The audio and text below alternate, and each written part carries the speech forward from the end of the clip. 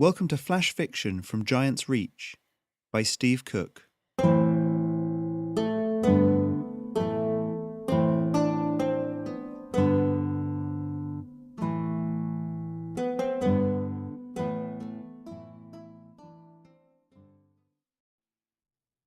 Hey, and welcome back to the podcast.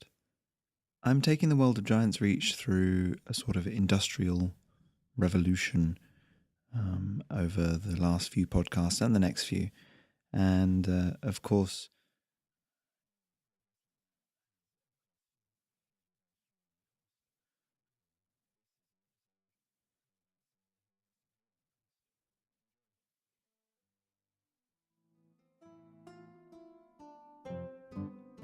from the earth to the sky.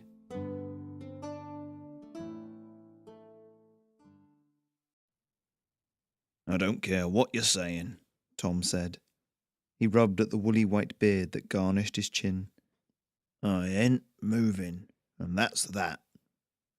The man in the chemic's robes frowned, rubbing his hands together against the sharply cold wind. You must understand, he began again. This land has been ceded, set aside, that is, to the Guild of Engineers, and we didn't want to come in as faceless conquerors. At great cost, we've purchased all the land around you. To the north, up the valley, even down into the woodland. Everyone around you has taken their money and gone happily, I should add. Well, that's their choice, Tom snapped. Not mine. I'm not taking your money, and that's final. He turned and began to squelch across the puddles and muck of the yard, towards a barn from which the lowing of cows could be heard. The chemic let a scowl flicker across his face for a moment, then scurried after him. You raise cows, he said. Cows, sheep, pigs, Tom called back over his shoulder. They were in the barn's dimness now, straw littering the space between the stalls, and the chemic had to strain his eyes to see. Tom had already taken up a stool and a pail from near the door, and was already positioning himself next to the first cow, her udders swollen with milk. Few chickens, too. You provide food for, what, a small village? Me and the few others around here, yeah. Tom paused in his milking, snorted, and spat to the side. Not anymore, of course. You bought the others all off. They'll have to rely on bits from Yarlston, maybe, or Tunnock. Right. The man from the guild cleared his throat. Well, anyway, when the processing facility is operating, we'll be able to help plenty of folks around here. There'll be jobs at the facility, well-paying jobs, and... What's it for? Tom leaned back on the stool, udders in hand, as the chemic faltered. This facility, what's it for?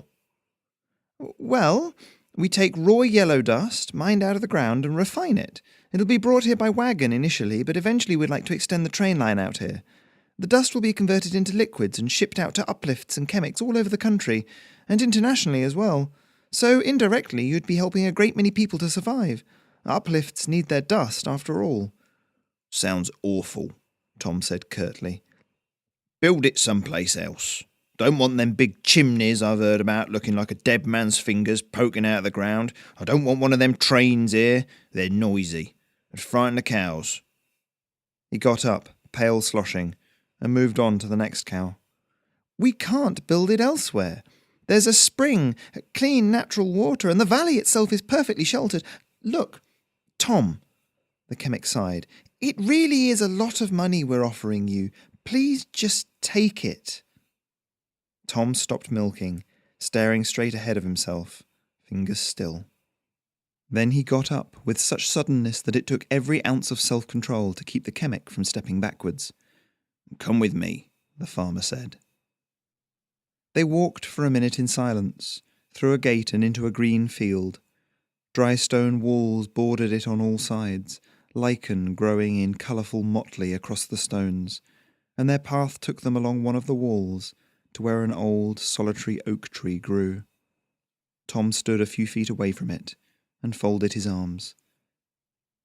Grandpappy laid the foundations on the house, he said, staring at the tree. He started with nowt but the clothes on his back and he built up something that my father and I were proud of. He sowed the acorn that this tree grew from." The chemic turned to consider the tree. Its bark was gnarled in places, a trio of rocky stones scattered seemingly at random around the roots. Its branches waved gently in the wind. "One of them stones is for my grandpappy," Tom said quietly. "One of 'em for my father." "And the other?" "Wife," Tom said shortly. "Ella. She were—" His mouth twitched, no words coming, and after a moment he shook his head. "She was special. Wild. Free like a bird and solid like a rock." "I'm sorry," the chemic said quietly.